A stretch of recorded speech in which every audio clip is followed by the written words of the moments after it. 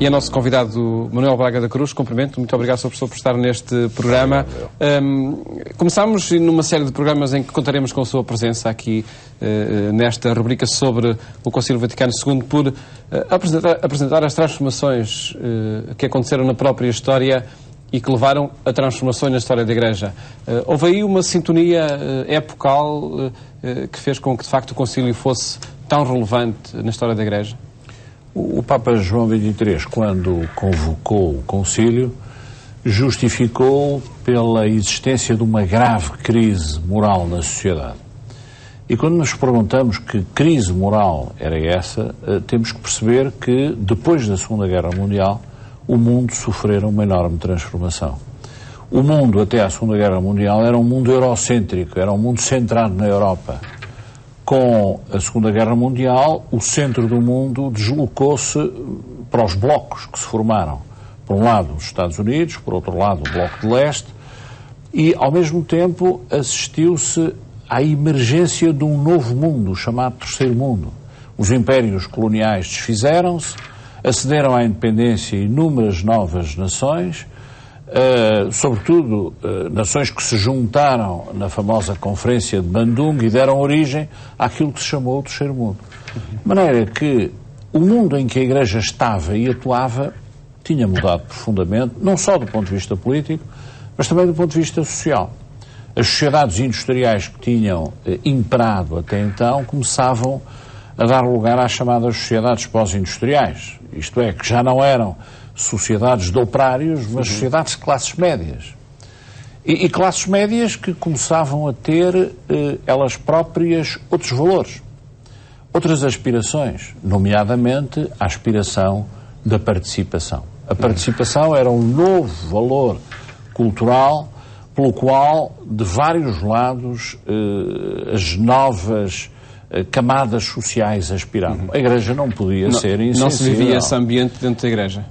Ora bem, a Igreja começou a sentir também ela uma enorme pressão dos seus fiéis para uma maior participação. E isso motiva, em boa parte, a necessidade da convocação do Concílio.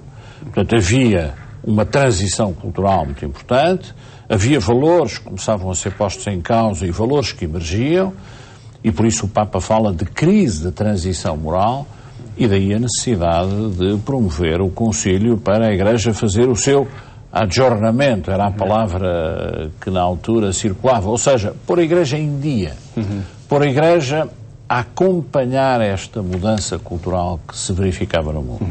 Um Concílio que nasce por inspiração do Papa João XXIII, cujo cinquentenário da morte também se assinala, foi de facto por inspiração de um homem ou fruto da circunstância histórica que surgiu o Concílio? A ideia do Concílio é do Papa João XXIII e a ideia que ele defendeu de uma forma muito persistente, porque chegou a ter pressões e conselhos para não o fazer, justificando que ele tinha toda a possibilidade de tomar decisões sem precisar de convocar o Concílio. Mas não, ele quis convocar o Concílio, quis convocar a Igreja Mundial para uma reflexão sobre si própria e para que toda a Igreja, e não apenas o Papa, empreendesse reformas importantes como foram aquelas que aconteceram.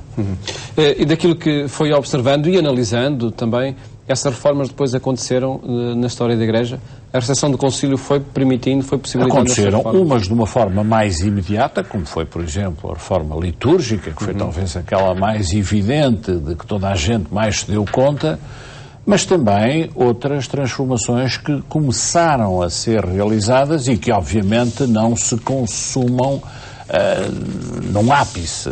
São processos de adaptação ou transformação, como é, por exemplo, a da participação dos leigos na Igreja, que tem vindo a aumentar, mas que está muito longe ainda daquilo que seria desejável. A reforma da liturgia, ela corresponde a esse desejo de participação em plenitude, na sua opinião? Se a gente pode sintetizar aquilo que foi feito na reforma litúrgica, foi a introdução de uma dimensão muito mais comunitária e participativa da liturgia.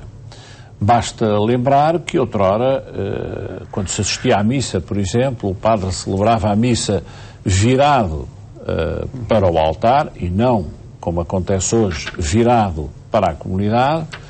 Era acolitado por uma pessoa que respondia ao padre e o resto dos fiéis ficava silencioso a assistir à missa, como então se dizia.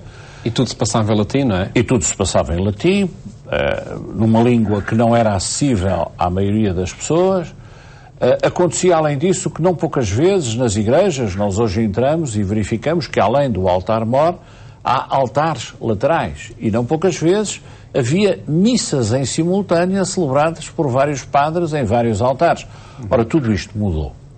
Desde logo, a utilização da língua vernácula, de maneira a que, sobretudo, as leituras pudessem passar a ser entendidas por todos, uma muito maior participação, a comunidade responde ao padre e participa na cerimónia, o padre voltado para a comunidade, a concelebração, o padre a celebrar não sozinho, mas a celebrar com muitos outros padres, a própria música. Outrora, o único instrumento musical que nós ouvíamos nas igrejas era o órgão.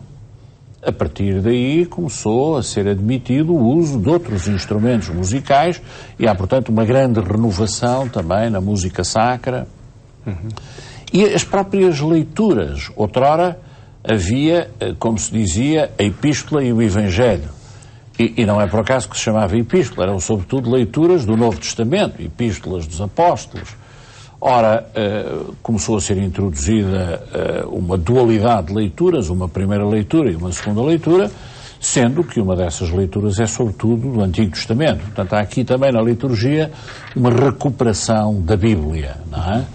Pessoalmente, como é que foi vivendo essas transformações? Eu era na altura ainda muito jovem, mas acompanhei já conscientemente toda esta evolução. E sentia essa necessidade de participação? Eu pessoalmente talvez não sentisse porque era muito miúdo, mas compreendi que havia uma alteração, e uma alteração que era muito positiva, porque convidava as pessoas a uma participação muito mais intensa, muito mais consciente, muito mais ativa, e isso foi extremamente benéfico, correspondia de facto a esse desejo muito vasto e alargado de participação na vida coletiva que existia na sociedade civil, existia na sociedade política e existia também na Igreja. Esse outro desejo de participação que há pouco referiu, do laicado, está ainda por se consumar na sua plenitude? Eu acho que sim, porque quer por responsabilidades do clero, quer por responsabilidades do leigo. Ou seja,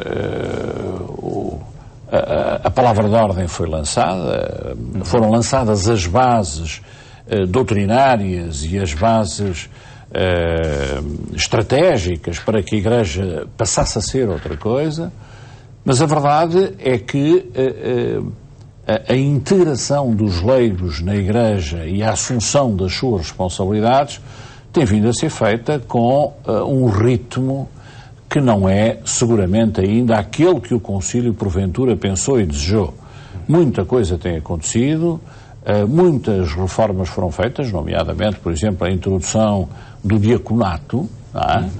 Mas eu creio que a assunção de responsabilidades dos leigos na Igreja está ainda longe do que é desejável, nomeadamente em termos de apostolado, ou seja, em termos de assunção das responsabilidades dos leigos no interior da Igreja de uma forma profunda, ativa e consciente. Daí o assinalar dos 50 anos da realização do Concílio, acha, na sua opinião, que pode ser a ocasião para retomar? Eu acho que é uma ótima oportunidade para revisitar o Concílio, revisitar as suas grandes linhas de orientação e levar à prática essas linhas, muitas das quais estão, de facto, longe de estarem plenamente realizadas. Veremos num próximo encontro aos 8 dias outras propostas saídas do Concílio que agora são retomadas para se transformarem em realidade. Muito obrigado, professor Braga da Cruz, por ter estado neste programa onde analisámos temas do Concílio Vaticano II.